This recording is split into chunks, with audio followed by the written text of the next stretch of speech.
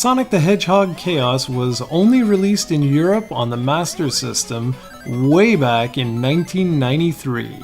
The game is known under two different names for its '93 Game Gear port: Sonic and Tails in Japan and Sonic Chaos in North America. This was the last platforming Sonic game to be released on the Master System, even though this game would see a sequel in the form of Sonic Triple Trouble, but that one was only released exclusively on the Game Gear. The first thing I have to say is that this game ran the most sluggish of the three Master System games, and I think that's because it's also the fastest one in the series. They actually doubled Sonic's speed, if you can believe that. Sonic's spin dash move is also featured here, as too are loops and a bunch of other environmental design elements from the Genesis games. The developer really tried to push the Master System to its limits, and well, it kind of shows at times because of a lot of frame rate drops here and there, and given the increase in speed, you can really feel it. That said, it's pretty darn cool that Tails is a playable character this time around, and Sonic can perform the Super Peel Out from Sonic CD, and Tails even has the ability to fly. Sonic can also enter special stages and use rocket boots, which blast Sonic through a large portion of the stage and are pretty darn neat.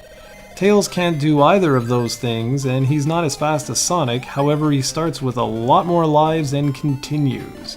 I should also mention that the Chaos Emeralds are all located within the special stages, meaning you have to collect a certain number of rings before exiting the stage to be given access to these unique areas. Since Tails doesn't have access to the special stages, he's obviously not able to get the Chaos Emeralds. However, when he finishes the game, he's given the same ending. So this makes playing as Sonic sort of like the normal mode, and Tails the easy mode. There are 6 zones in all, each featuring 3 acts. However, unlike the previous 2 8-bit iterations of the series, this one is over in the blink of an eye.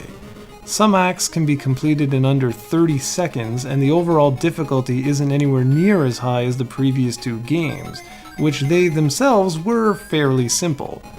For example, this time around you're allowed to collect rings prior to the boss fights, where you weren't allowed to do that in the other 2 games.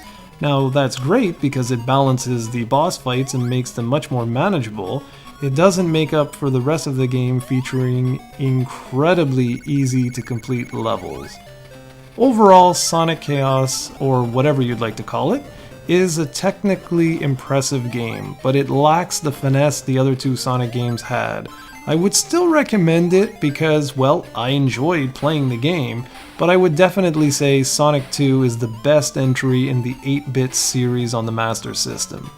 If you've liked what you've seen here and are curious to try it, you can pick the game up via the Wii's Virtual Console.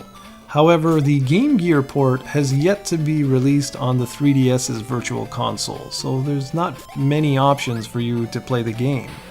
If you happen to play through the Master System trilogy though, do me a favor and leave a comment and let me know which one you think reigns supreme.